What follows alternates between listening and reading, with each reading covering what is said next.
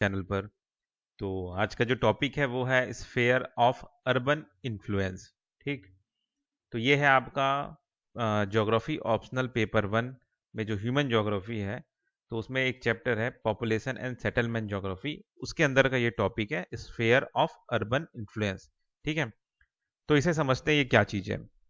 The sphere of urban influence refers to the area surrounding a city or town that is influenced by its economic, social, and cultural activities. This area can vary in size and scope depending on factors such as population size, economic activity, and transportation infrastructure. मतलब ये जो sphere of urban influence है, ये किस चीज को refer करता है? किसी शहर के पास का, जैसे कि एक शहर है, मेन शहर है ना,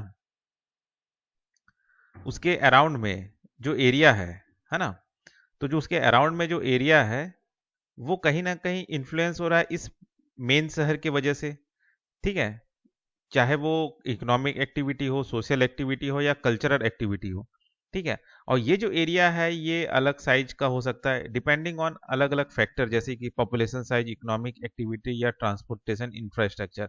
ठीक है, तो ये जो स्फेयर बना है इस मेन अर्बन के अराउंड, ठीक है, इसे हम कहेंगे स्फेयर ऑफ अर्बन इन्फ्लुएंस। मतलब इस मेन शहर के चलते आजू बाजू का जो एरिया था वो भी कहीं ना कहीं डेवलप हो रहा है। ठीक है, वहां पे भी कुछ पॉपुलेशन बढ़ रहा है, इकोनॉमिक एक्टिविटी हो रहा है, ट्रांसपोर्टेशन इंफ्रास्ट्रक्चर हो रहा है, ठीक है, कल्चरल एक्टिविटी हो रहा है। तो ये जो एक स्फेयर सा बन गया है अर्बन एरिया के अराउंड में, उसी स्फेयर को स्फेयर ऑफ अर्बन इन्फ्लुएंस करते हैं। मतलब मेन शहर अर्बन एरिया से जो प्रभावित कहाँ तक एरिया जो हो रहा है, ठीक है, है ना, तो जो वो स्फेयर बना रहा है उसे हम स्फेयर ऑफ अर्बन इन्फ्लुएंस कहते हैं। ठीक है ना, तो ये वही ऊपर वाला डेफिनेशन है जो नीचे ऊपर है, वही वाला नीचे है, meaning of sphere of urban influence. ठीक है, अब इसमें और क्या चीज है, अब हिस्ट्री जानते हैं। History of sphere of urban influence. The concept of sphere of urban influence can be traced back to the early 20th century when urbanization became a prominent feature of economic and social development. The concept emerged as scholars sought to understand the pattern and dynamic of urban growth and organization.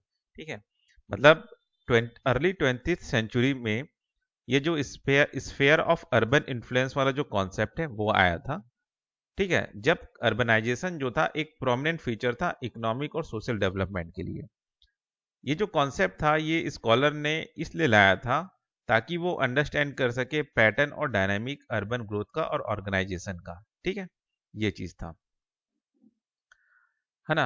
अब समझ में आ गया urban influence क्या चीज है। मतलब urban centre है, उसके वजह से जो आसपास के जो एरिया में जो मतलब इफेक्ट पड़ रहा है।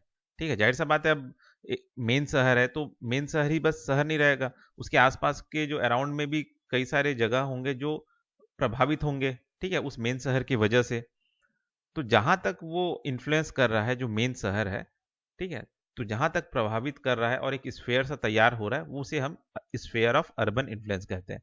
ठीक है, अब इसके टाइप्स जान लेते हैं कि टाइप्स क्या क्या है, types of sphere of urban influence.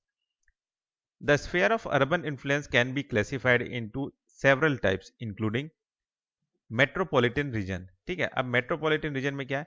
Metropolitan region are area that are heavily influenced by a large urban center, typically with a population of over 1 million. This area are characterized by high level of economic activity, cultural significance and political influence. मतलब ठीक है, अभी types में ये पहला type है metropolitan region. ठीक है, तो वो रीजन मतलब ये मेट्रोपॉलिटन सिटी अपने अराउंड में एक रीजन क्रिएट करता है। ठीक है, तो मेट्रोपॉलिटन सिटी मतलब वो रीजन जहाँ पे लार्ज अर्बन सेंटर है, ठीक है, जहाँ पे पॉपुलेशन जो है 1 मिलियन से ज़्यादा है, जहाँ पे economic activity, cultural significance high है। ठीक है, तो ये मेट्रोपॉलिटन सिटी एक अपना खुद का एक स्फेयर ऑफ अर्बन इन्फ्लुएंस पैदा करता है। तो ये एक हो गया। ठीक है, दूसरा टाइप है सब अर्बन एरिया। सब urban area are area that are influenced by the near by urban centre, typically with a population of between 10,000 से 1 million. This area are characterized by a mix of residential, commercial and industrial land use. ठीक है, मतलब यही है कि एक urban centre है जहाँ पॉपुलेशन लगभग 10,000 से 1 मिलियन है, तो उसके अराउंड में जो एरिया बन रहा है, ठीक है ना, वो आपका एक सब अर्बन एरिया है ना, जहाँ पे मिक्स रेसिडेंशियल एरिया है, कमर्शियल एरिया है और इंडस्ट्रियल लैंड यूज है ना। फिर है आपका rural urban fringe. Rural urban fringe are areas that are located on the outskirts of an urban center and are influenced by its economic and social activity. This area are characterized by a mix of urban and rural land use and may experience rapid development of population growth। ठीक है, तो ये जो rural urban fringe है वो एक ऐसा area है जो कि किसी अर्बन सेंटर के जो कॉर्नर जो है, ठीक है, वहां पे है, जहां से कहीं ना कहीं रूरल एरिया चालू हो रहा है ना। और अर्बन सेंटर की वजह से इकोनॉमिक एक्टिविटी, सोशल एक्टिविटी हो रहा है, इन्फ्लुएंस हो रहा है ना। तो ये जो मिक्स एरिया है, रूरल और अर्बन का जो मिक्स हो रहा है, उसे हम रूरल अर्बन फ्रिंज कहते हैं। ठीक है, और यहाँ पे एक्सपीरियंस किया जाता है रैपिड डेवलपमेंट और पॉपुलेशन ग्रोथ। ठीक है, तो ये एक हो गया आपका तीसरा स्फीयर ऑफ अर्बन इन्फ्लुएंस का टाइप। ठीक, अब जानते हैं example sphere of urban influence के क्या क्या एग्जाम्पल है। ठीक है, तो अब जैसे मैंने अभी ये मेट्रोपॉलिटन रीजन, सब urban area, rural urban fringe ये सब बताया, तो ऐसा कौन सा जगह है वो चीज देख लेते हैं। तो क्या है यहाँ पे एग्जाम्पल मेट्रोपॉलिटन रीजन के नाम पे, मतलब मेट्रोपॉलिटन रीजन का example, the greater Tokyo area with a population of over 38 million people is heavily influenced by an economic, social, cultural activity of Tokyo, Japan. ठीक है, तो ये जो आपका टोक्यो, ग्रेटर टोक्यो एरिया है, वो एक मेट्रोपॉलिटन रीजन है जहां पे लगभग 38 मिलियन पीपल से ज्यादा लोग रह रहे हैं, जहां इकोनॉमिक एक्टिविटी, कल्चरल एक्टिविटी ज्यादा होता है। ठीक है, सब अर्बन एरिया का एग्जांपल देख लेते हैं, सैन फ्रांसिस्को बे एरिया। ठीक है, जहां पे लगभग 7 मिलियन से ज्यादा लोग रह रहे हैं। ठीक है, यहाँ पे भी आपका इकोनॉमिक और कल्चरल एक्टिविटी होता है। ठीक है, ये कहाँ है? सैन फ्रांसिस्को, कैलिफोर्निया में। ठीक है, रूरल अर्बन फ्रिंज का एग्जांपल देख लेते हैं, तो वो है आपका संघाई, चाइना में। ठीक है, ये एक हो गया एग्जांपल। अब ये जो स्फेयर ऑफ अर्बन इन्फ्लुएंस है, इसको लेके क्या क्या प्रॉब्लम है?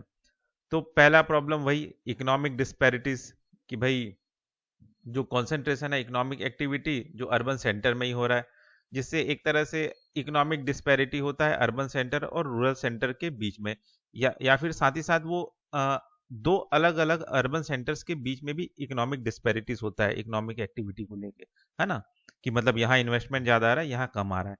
दूसरा है आपका एनवायरमेंटल कंसर्न, कि भाई यहाँ पे मतलब ज़्यादा ही अगर अर्बन सेंटर में ज़्यादा ही अगर आपका ट्रांसपोर्टेशन हो रहा है, कंस्ट्रक्शन हो रहा है, तो एनवायरमेंटल प्रॉब्लम तो क्रिएट होंगे ही। सोशल आइसोलेशन, वही चीज़ जो मैंने बताया आपको पहले, कि भाई रूरल एरिया में सोशल आइसोलेशन हो जाता है, कि भाई वहाँ पे क्या बोलते हैं, हेल्थ केयर का कमी हो गया, मतलब जो मेन शहर है वहीं सारा चीज़ मिल रहा है, और जो रूरल एरिया है, जो पिछड़ा इलाका है, वहाँ पे कुछ नहीं मिल रहा है। ठीक है, सेम वही इंफ्रास्ट्रक्चर, की अर्बन सेंटर में ज़्यादा ही इंफ्रास्ट्रक्चर डेवलपमेंट हो रहा है। ठीक, ट्रांसपोर्टेशन नेटवर्क अच्छा बढ़ रहा है, वाटर सैनिटेशन सिस्टम भी अच्छा है, एनर्जी ग्रिड भी अच्छा है, लेकिन जो शहर नहीं है, ठीक है, जो कम शहर है, स्फेयर ऑफ इन्फ्लुएंस जो एरिया है, जहाँ पे कहीं ना कहीं डिमांड ज़्यादा है, वहाँ पे थोड़ा सा कहीं ना कहीं ये सब फैसिलिटी कम रहता है। ठीक है, ये एक प्रॉब्लम हो जाता है। ठीक, तो ये हो गया आपका स्फेयर ऑफ अर्बन इन्फ्लुएंस वाला टॉपिक कवर। ठीक है, तो बस इस वीडियो में इतना ही, फिर मिलते हैं नेक्स्ट वीडियो में।